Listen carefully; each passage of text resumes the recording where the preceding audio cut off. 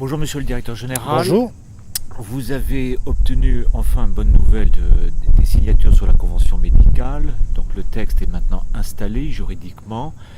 Vous l'apercevez comment cette convention? C'est une convention de transition. Quelles sont ses priorités fondamentales? C'est une convention à la fois de consolidation et qui prépare aussi pour une part l'avenir que nous évoquions ici aux universités d'été de la CSMF. Bon. D'abord, c'est le fruit d'un travail important. C'est une négociation qui a duré plus de 5 mois, qui s'est faite dans un climat plutôt de travail constructif, ce qui d'ailleurs, à mon avis, a joué dans le fait que nous ayons eu à la fin une signature. Tout le monde ne pariait pas sur une signature. Elle est intervenue, même si, comme les fois précédentes, tout le monde n'a pas signé, ce que je l'ai dit, je regrette. Bon.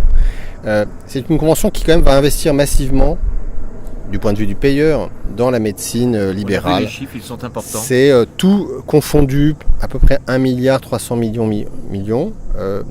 Assurance maladie, à peu près 980 millions d'euros, et le reste pour les complémentaires. C'est une convention qui, c'est vrai, fait des choix, assume des priorités, notamment de renforcer les médecins qui sont au cœur du système de soins primaires, notamment la médecine générale, sur lequel nous flécherons à peu près les 2/3 des moyens, mais il y a aussi des moyens qui sont consacrés aux autres spécialités médicales. C'est une convention qui va aussi assumer le choix de l'accès aux soins pour les patients, parce que les conventions c'est fait pour les médecins, c'est aussi fait pour l'accès aux soins des patients, l'accès aux soins des financiers, puisque nous assumons le fait que l'essentiel des revalorisations seront dédiées aux médecins qui soit sont en secteur 1, soit sont en secteur 2, mais pratiquent le tarif opposable sur une consultation, ou s'engagent dans une modération tarifaire dans le cadre du contrat d'accès aux soins qui est rebaptisé dans la Convention. Bon. Il n'y a pas d'augmentation du reste à charge pour les patients. Et non, au contraire, je pense que nous allons, par cette Convention, continuer à favoriser la baisse du taux de dépassement, parce que tout simplement, nous donnons intérêt à des médecins de secteur 2 de modérer leurs tarifs en contrepartie d'avantages tarifaires. Nous renforçons, nous consolidons les médecins de secteur 1. Donc c'est une consolidation par un investissement très important avec des priorités. Et puis il y a des éléments nouveaux dans cette convention, qui n'est pas que tarifaire, qui n'est pas que de rattrapage.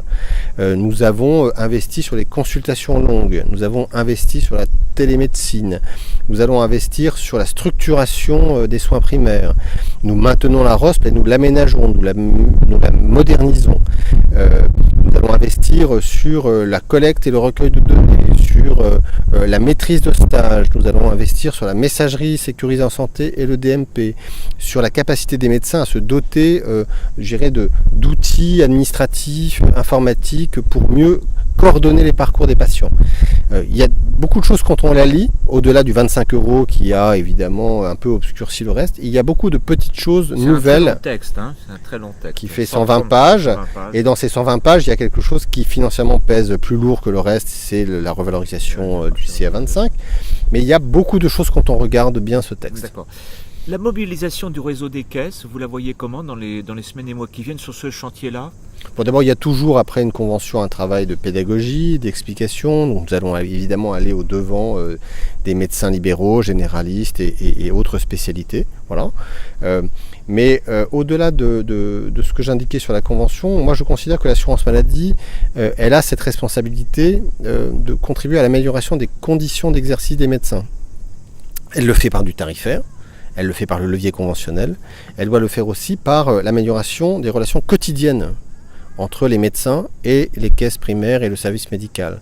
Ce sont 1001 petites choses, comment on se contacte, comment on se parle, comment est-ce qu'on écrit aux médecins, comment est-ce qu'on simplifie la réglementation, comment est-ce qu'on les dote d'outils informatiques, de téléservices plus fluides et qui marchent bien. Bon.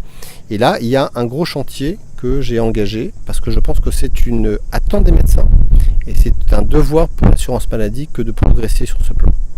Merci. Merci à vous.